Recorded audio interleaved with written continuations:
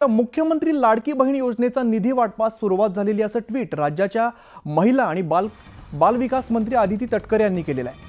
आदर्श आचारसंहितेमुळे थांबलेली प्रक्रिया पुन्हा सुरू झाल्याचं आदिती तटकरे यांनी ट्विट केलंय। अर्थसंकल्पानंतर लाडक्या बहिणींना 2100 रुपयांचा हप्ता मिळणार असल्याची शक्यता आहे, अशी सुद्धा माहिती दिलेली आहे। तर आदिती तटकरे सध्या आपल्यासोबत आहेत। आदितीजी, आता आचारसंहितेमुळे जे थांबलेली प्रक्रिया होती ती पुन्हा सुरू झालेली आहे, काय सांगाल? जी आचारसंहितेच्या कालावधीच्या आधी आम्ही नोव्हेंबर महिन्यापर्यंतचा हप्ता वितरित केला होता आणि आता आम्ही मुख्यमंत्री मोदयांनी जसं नागपूरच्या अधिवेशनामध्ये त्यांच्या शेवटच्या भाषणामध्येच त्यांनी उल्लेख केला होता की डिसेंबर महिन्याच्या अखेरीसच्या आत या महिन्याचा जो हप्ता आहे, जो सन्मान निधी आहे, तो लाडक्या बहिणींच्या खात्यामध्ये वितरित होईल आणि त्या पद्धतीने आजपासून सुरुवात झालेली आणि पुढचे 4 दिवस ज्या पात्र लाभार्थी आहेत यांच्या खात्यामध्ये जो या महिन्याचा लाभ आहे तो वितरित होणार आहे। बरं आदितीजी, जो 2100 रुपयांचा हप्ता आहे तो कधीपासून लाडक्या बहिणींना मिळणार आहे? आपल्या मुख्यमंत्री महोदयांनी त्यांच्या पहिल्याच जी पत्रकार परिषद आहे याच्यामध्ये नमूद केलं की ज्या वेळेला अर्थसंकल्प आम्ही सादर करू त्यावेळेला त्या संदर्भातला जो सकारात्मक विचार आहे आणि नियोजन आहे ते करण्यात येईल। आता आपण जे करत आहोत ते डिसेंबर महिन्यामधला जो लाभ आहे, जो आचारसंहितेमुळे आणि पुढच्या निवडणुकीची जी प्रक्रिया आहे किंवा मंत्रिमंडळ इतर सर्व हे स्थापित होईपर्यंत जे प्रलंबित झालं होतं ते आपण आजपासून त्यांना वितरित करण्याची सुरुवात केली आहे। निश्चित धन्यवाद, तुम्ही संवाद साधला त्याबद्दल। तर मंत्रिमंडळ विस्तार आणि खाते वाटपानंतर आता पालकमंत्री पदावरती राजकीय नेत्यांच्या नजरा लागल्याचं समोर येत आहे। मुंबईच्या पालकमंत्री पदावरती शिवसेना आणि भाजप असं दोन्ही पक्षांकडून दावा करण्यात येत असल्याची माहिती समोर येते। तर शिवसेनेकडून पालकमंत्री पदासाठी प्रताप सरनाईक यांचं नाव चर्चेत आहे, तर तिकडे भाजपकडून मंगलप्रभात लोढा आणि आशिष शेलार यांचं नाव आघाडीवरती असल्याची चर्चा आहे। दरम्यान मुंबई महानगरपालिका निवडणुकीच्या तोंडावर आता पालकमंत्री पद आपल्याकडे असावं यासाठी दोन्ही बाजूने जोरदार लॉबिंग सुरू असल्याचं बोललं जात आहे। मात्र पूर्वी शिंदे सरकारच्या काळामध्ये मुंबई शहरात शिवसेनेचे पालकमंत्री होते, तर उपनगरात भाजपाकडे पालकमंत्री पदाची जबाबदारी होती। त्यामुळे आता मुंबई महानगरपालिका निवडणुकीच्या धामधुमीत पालकमंत्री पदाची माळ कोणाच्या गळ्यात पडणार आणि कोणाच्या नावावरती शिक्कामोर्तब होणार याकडे सगळ्या राजकीय वर्तुळात सर्वांचंच लक्ष लागलं आहे। तर इकडे रामटेक बंगला शासनानं चंद्रशेखर बावनकुळेंना दिलाय, मात्र रामटेक बंगल्याबाबत असलेल्या कथित चर्चांमुळे तो बंगला बावनकुळे स्वीकारणार की नाही याबाबत चर्चांना उधाण आलेलं आहे। इथे राहणाऱ्या अनेक मंत्र्यांची राजकीय कारकीर्द पणाला लागलेली असल्याची चर्चा राजकीय वर्तुळामध्ये सुरू आहे, त्यामुळे अनेकांनी हा बंगला स्वीकारण्यास नकार दिलेला होता।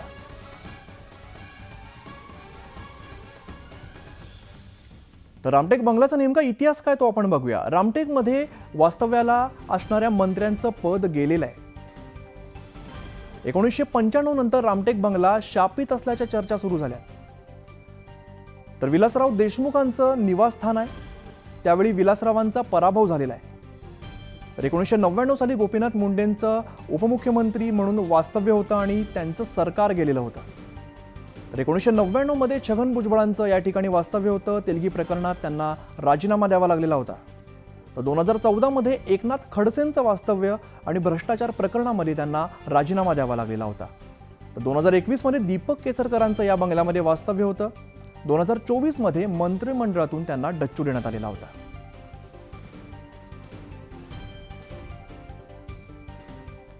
पुढची बातमी बघूया। कृषी मंत्री बनल्यानंतर माणिकराव कोकाटे हे भुजबळांच्या येवला लासलगाव मतदारसंघात दौरा करणार आहेत। या दौऱ्यातून ते भुजबळांना डिवचण्याचा प्रयत्न करत असल्याची चर्चा सध्या राजकीय वर्तुळामध्ये आहे।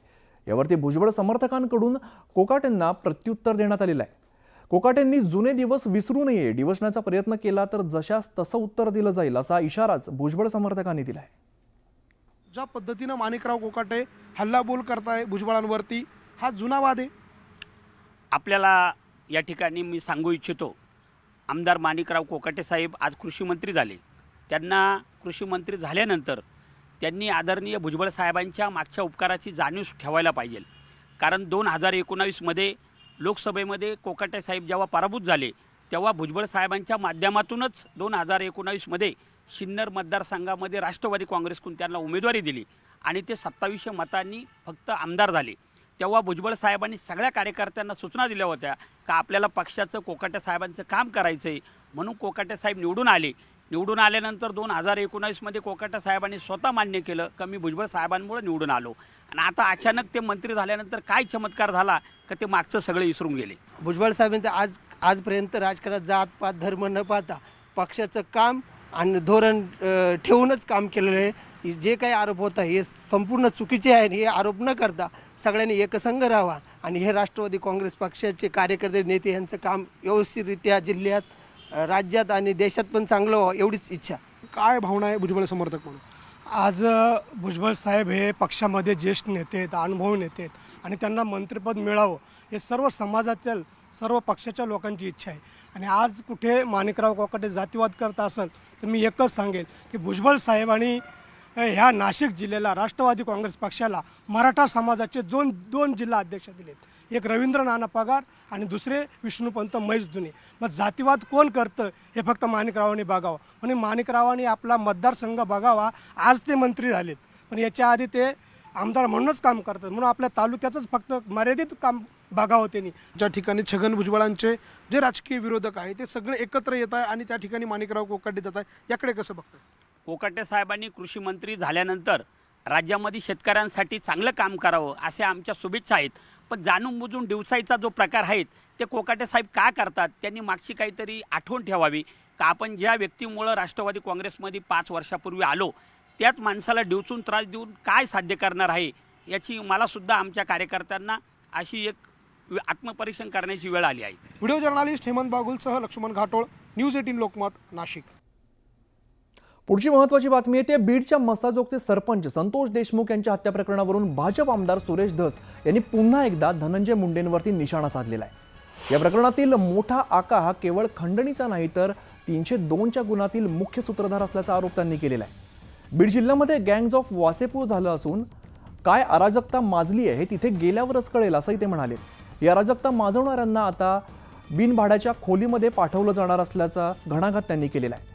धनंजय मुंडे यांचं वागणं गेल्या 5 वर्षात बदललेलं असून कोण होतास तू, काय झालास तू असा सवाल धस यांनी केलेला आहे.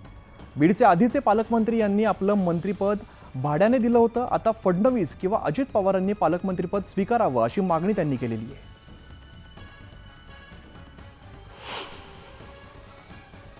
काही गोष्ट आहे का नाही? बीड जिल्ह्यामध्ये काय राहिलंय कायद्याचं?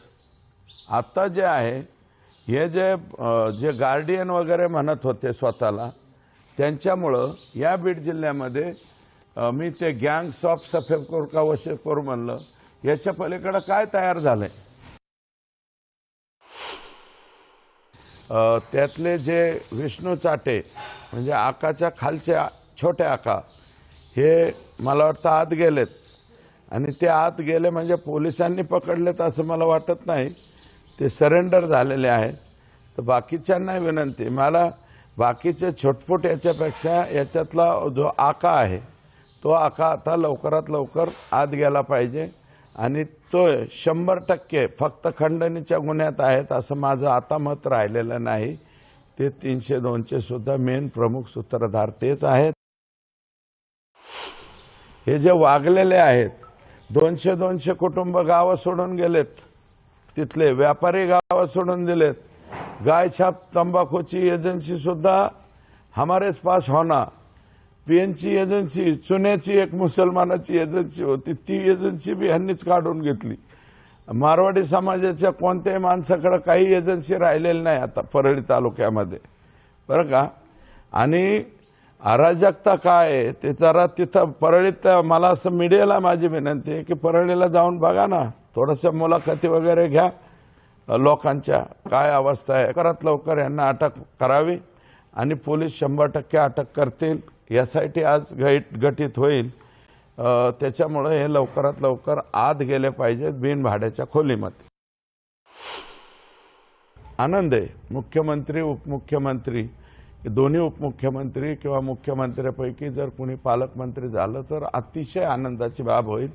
कारण आणि गार्डियन जे मागचे गार्डियन हे मला वाटतं त्यांनी पालकमंत्रीपदही भाड्याने दिलं, मंत्रिपदही भाड्याने दिलं. लीज ॲग्रीमेंट त्यांनी केल्यामुळं मोठा प्रॉब्लेम झाला आहे. माझं बी कधी कधी असं होतंय त्यामुळं ते संजय शिंगानी या नाव आहे त्या गजनी पिक्चरमधलं आमिर खानचं, ते झालेलं आहे. मी 2023 ते 2024 पर्यंत कोण कृषी मंत्री होते हे मला आठवत नाही. आत्ता कृषी मंत्री मला वाटतं कोकाटे साहेब झालेत ना. मी म्हणलं ना धनंजय मुंडे पूर्वी असे नव्हते, आत्ता कसे झाले.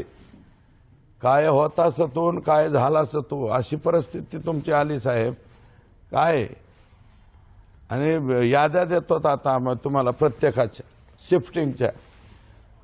परळीहून लोक उठत आहेत, अंबाजोगाईला जातात, पुण्याला राहायला जातात, मुंबईला गेले, सगळे घरदार सोडून जय हिंद जय महाराष्ट्र झालाय.